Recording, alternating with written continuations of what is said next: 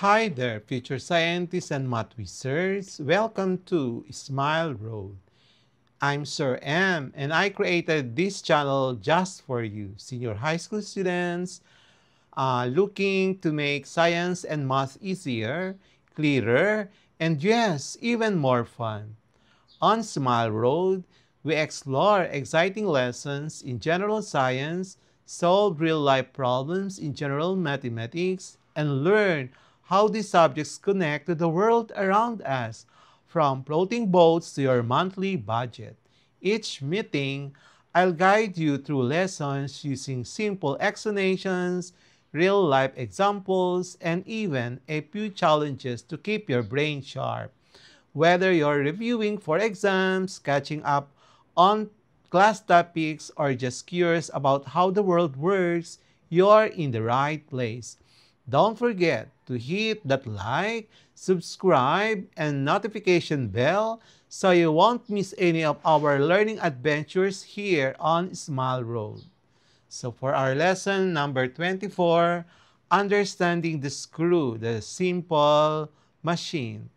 A screw is a type of simple machine that is actually an inclined plane wrapped around a central shaft.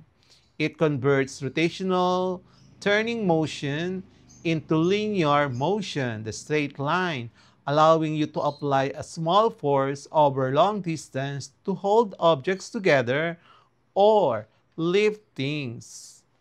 Okay, so these are the different parts of our okay, so we have a shaft, screw tip, thread, and then pitch. So those are the ridges, the narrow inclined plane wrapped around a cylinder. And that's the cylindrical shaft. And then there is a rotational motion, which is actually a torque that happens in the head. And there is an inclined plane that in the threads, and there is a cylinder. And it can go down, and you need to apply force, or it can go up.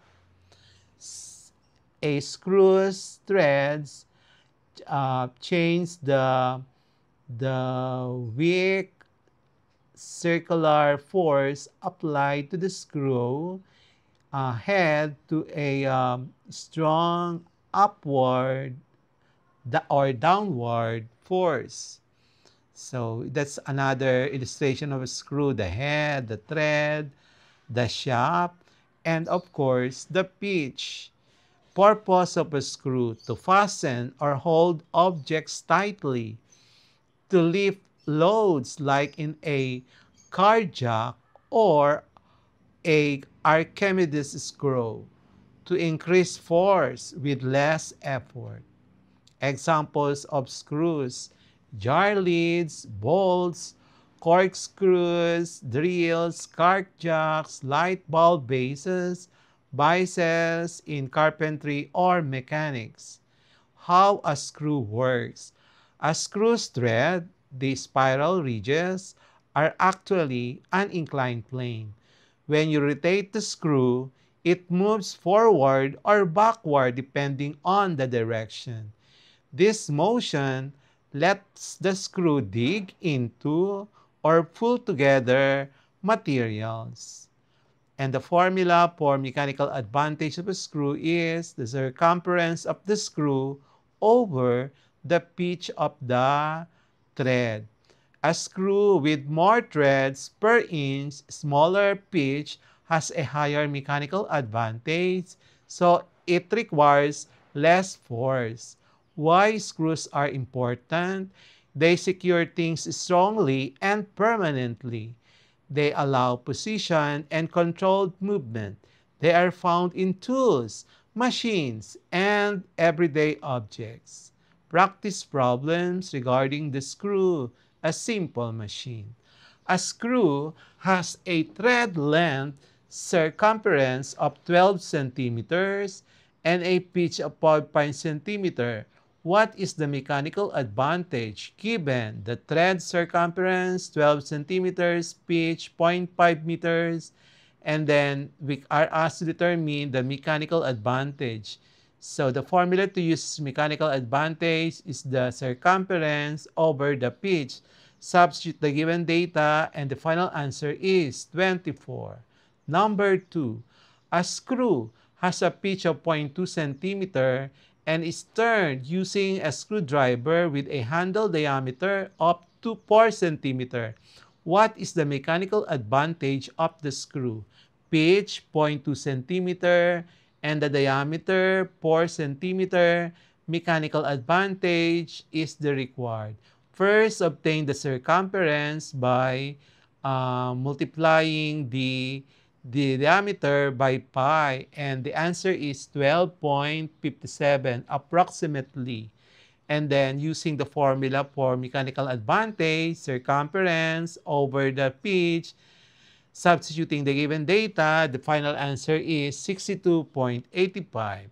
And then number 3, a screw is turned with a circular handle having a radius of 3 centimeter.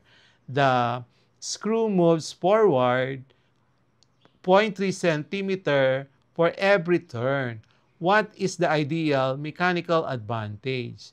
Radius 3 meters, circumference, pitch 0.3 centimeter. We are asked to obtain the mechanical advantage. First, obtain the circumference and use the formula 2 pi r. Substitute the given data and the circumference is 18.84 centimeters. And then to calculate for the mechanical advantage, circumference divided by the pitch, then substitute the given data, the mechanical advantage is 62.8. Next, problem number 4. A carpenter uses a screw that moves forward 0.25 centimeter with each turn. The circumference of the handle used to turn it is 10 centimeters. Find the mechanical advantage of the screw. So the pitch is 0.25 and then the circumference is 10 centimeter, and we are asked to obtain for the mechanical advantage, use the formula mechanical advantage is equal to circumference over the pitch. Substitute the given data, the final answer is MA is equal to 40. Problem, okay, MCQ, lesson 24, understanding the wheel and axle, the simple machine. Number 1, so by the way, it's about lesson 24 about a screw. It's a screw, a simple machine, not that one. So number 1, a screw has a thread circumference of 15 centimeter and a pitch of 0.5 centimeter. What is its mechanical advantage? Letter A, 20. Letter B, 25. Letter C, 30. Letter D, 35. Number 2.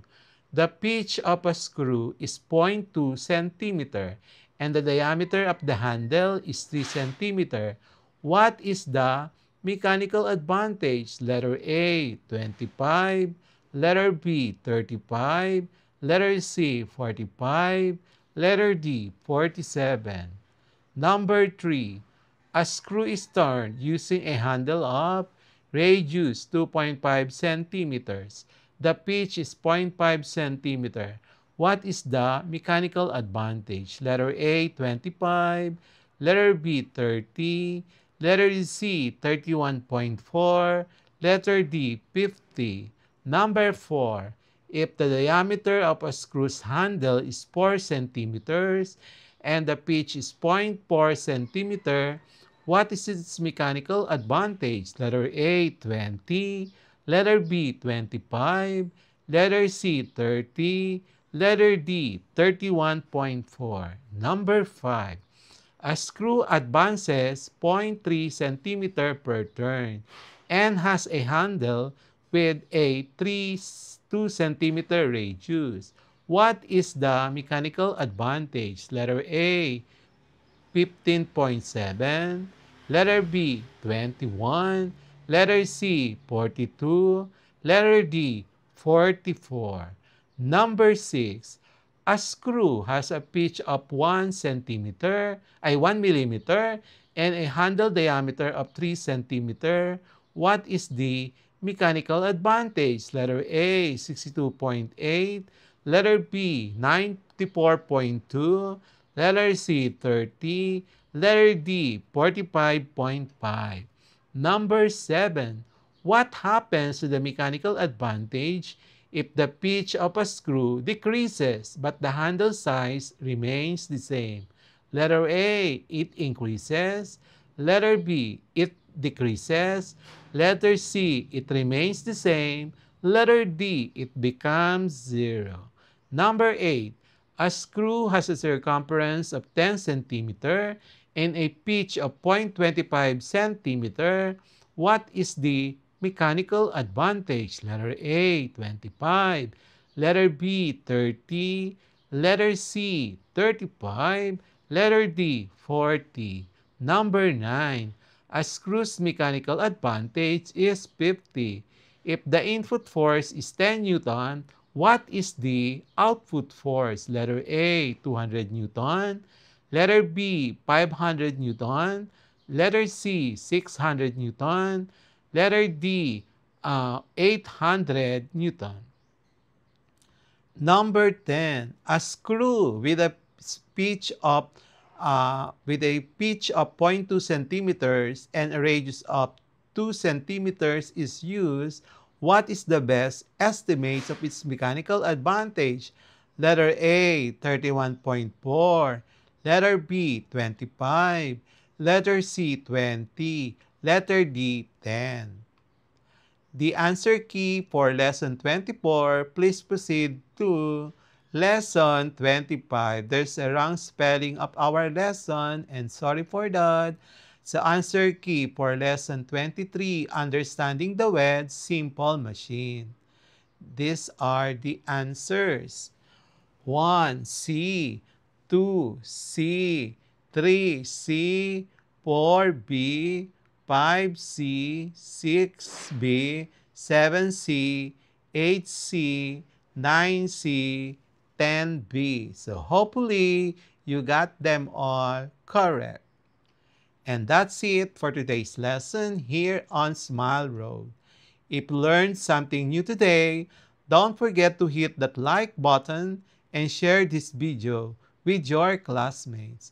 And make sure to subscribe and tap the notification bell so you'll be the first to know when a new lesson drops.